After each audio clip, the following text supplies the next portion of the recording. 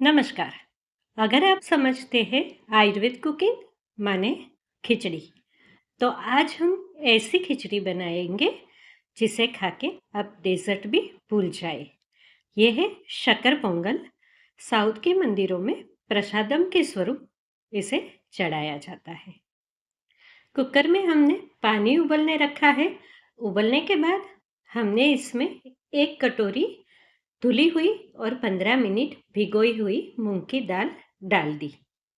यहाँ पे हम इसे कुकर में ही बनाएंगे। ट्रेडिशनली इसे चूल्हे पे बड़ी बड़ी देग में बनाया जाता है, जो कि हमारे किचन में संभव नहीं है। जैसे ही दाल उबलती है उसमें ऐसा फ्रोदिंग आता है, जिसे कि हम एक चम्मच से निकाल लेंगे। ये फ्रोदिंग जो है वो हमारे डाइजेशन को अल्टर करता है और दाल का जो प्रोटीन है वो ठीक से डाइजेस्ट नहीं होता है। इसे हम निकाल लेंगे और बाद में अभी थोड़ी देर के लिए हम इसे खुला ही उबलने देंगे। खिचड़ी जो है वो हमारी नेशनल डिश है। इंडिया में बहुत सारी वैरायटी की खिचड़ी खाई जाती है और उसी में से एक वैरायटी जो है इसे पोंगल कहते हैं। ये पोंगल में भी दो वैरायटी है, मीठा पोंगल माने शक्कर पोंगल और खारा पोंगल।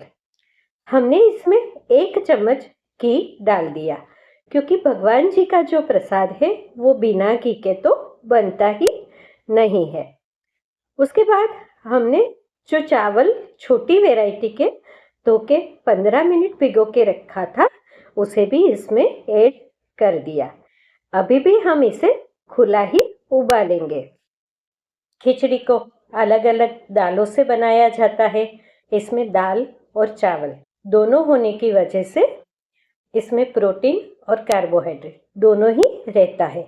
खिचड़ी में हम घी ज़रूर से डालते हैं, जो कि स्नेह का काम करता है। हमारे शरीर में वायु और पित्त दोनों का शमन करता है। उसी के साथ साथ हमारी जठराग्नि को सम करता है और इसे इम्प्रूव करता है।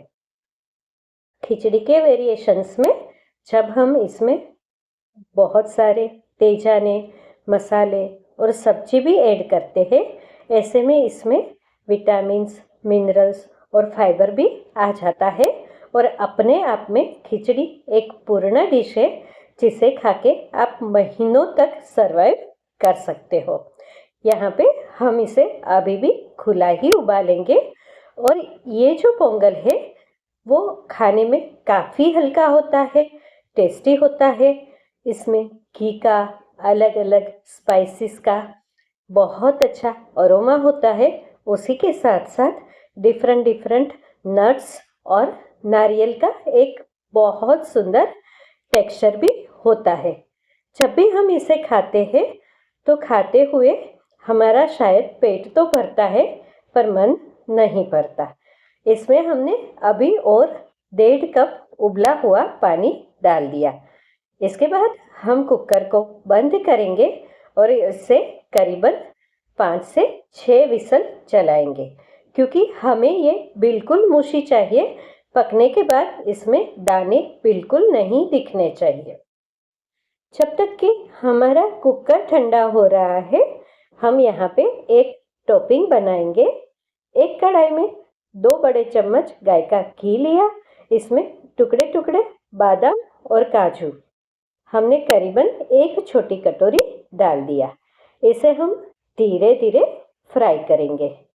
इसके बाद हम इसमें दोनों वैरायटी की किशमिश डालेंगे, जो कि वाइट या तो रेड वाली किशमिश और ब्लैक वाली। हम इसमें दोनों का ही यूज़ करेंगे, ताकि बनने के बाद हमारा जो पोंगल है इसका जो कलर है वो निखर के आए। उसी के साथ साथ इसकी न्यूट्रिशन वैल्यू जो है वो भी बढ़ जाए। क्योंकि ये डेजर्ट है तो हम इसमें ढेर सारे नट्स डालेंगे, उसी के साथ साथ किशमिश भी डालेंगे, ताकि हमारे जो डेजर्ट है उसका टेस्ट निखर के आए। इसी के साथ हमने यहाँ पे टुकड़े टुकड़े आधी कटोरी फ्रेश नारियल की गिरी डाली है। साउथ की जो डेजर्ट है उसमें कैशू और नारियल ये ज़रूर से यूज़ होता है। उसी के साथ 1 कटोरी हमने कद्दूकस किया हुआ फ्रेश नारियल भी ले लिया। जब भी हम इसे अपनी पोंगल में डालेंगे तो ये एक बहुत अच्छी खुशबू के साथ साथ हर एक बाइट में हमारे पोंगल को एक सुंदर सा टेक्सचर भी देगा। लोग समझते हैं आयुर्वेद कुकिंग माने कि खिचड़ी।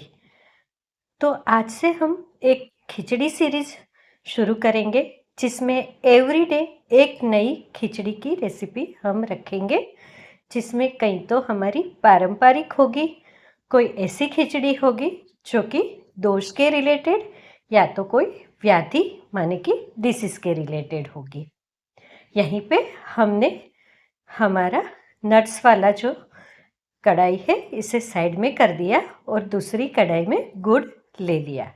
हमारी खिचड़ी जो थी वो 2 कटोरी थी इनिशियली, तो उसी नाप से हमने 2 कटोरी गुड़ लिया है। खिचड़ी पकने के बाद काफ़ी बढ़ गई होगी, कोई बात नहीं, इतना गुड़ काफ़ी है। तो यही खिचड़ी सीरीज में हम कुछ इनोवेटिव खिचड़ी, कोई ऐसी खिचड़ी जो कि 1 पॉट मील बन सकती है, कोई ऐसी खिचड़ी जो कि सीजनल भी होती है, ये सभी के बारे में एवरीडे एक खिचड़ी रेसिपी हम डालेंगे। इसे हम पानी डाल के सिरप बनाएंगे। बिल्कुल ऐसे ही गुड़ खिचड़ी में ऐड करने से खिचड़ी के दाने या तो चावल जो है वो अकड़ जाते हैं और इसमें टेस्ट नहीं आता। तो बहुत ज़रूरी है कि हम गुड़ का सिरप थोड़ा अलग से बनाएं। इसे थोड़ी देर पकाते हुए हल्का सा गाढ़ा होने देंगे। बीच में चलाना बहुत ही ज़्यादा ज़रूरी है। हमारा गुड़ जो है इसमें कोई भी कचरा या तो अशुद्धि नहीं है, तो हम इसे नहीं छानेंगे। आपका गुड़ अगर तो थोड़ा सा अशुद्ध है तो इसे ज़रूर से छान लीजिए। हमारी खिचड़ी जो है वो एकदम से गल गई है, नीचे कुकर में चिपकी भी नहीं है और जली भी नहीं है। धीरे धीरे हम इसे गुड़ के सिरप में ऐड करेंगे। आप देख सकते हैं हमने काफ़ी सारा पानी यूज़ किया था, फिर भी हमारी खिचड़ी बिल्कुल ही गीली नहीं है। करीबन हमने 10 कटोरी से भी ज़्यादा पानी का यूज़ किया था। हमें ये ऐसी ही चाहिए, बिल्कुल ही मुशी, ताकि जब भी हमारा पोंगल पक के निकले तो ये बहुत अच्छे से टेक्सचर पकड़े और एकदम से हलवे जैसा दिखे। यहाँ पे भी आपको काफ़ी लिक्विड दिख रहा होगा। बिल्कुल घबराने की ज़रूरत नहीं है, ये लास्ट में आराम से एडजस्ट हो जाएगा और खिचड़ी का जो टेक्सचर है वो बिल्कुल ही हलवे जैसा आपको मिल जाएगा।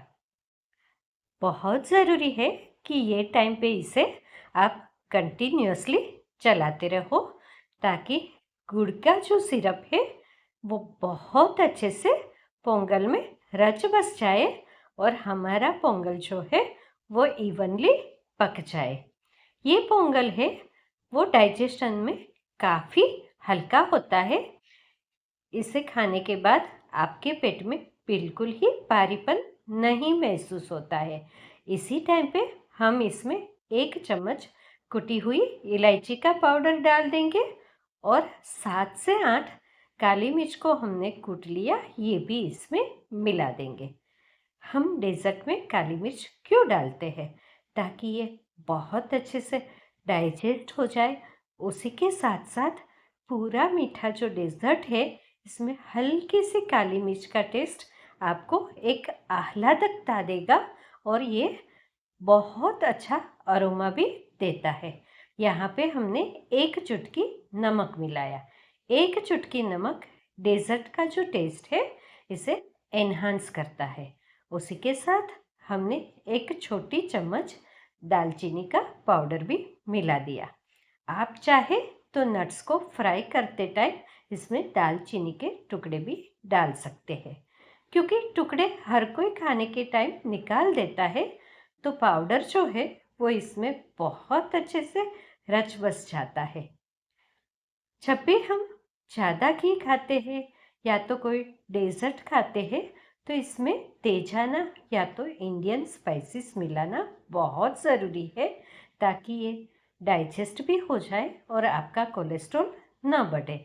इसी समय पे हम अपने फ्राई किए हुए नट्स और नारियल भी इसमें डाल देंगे।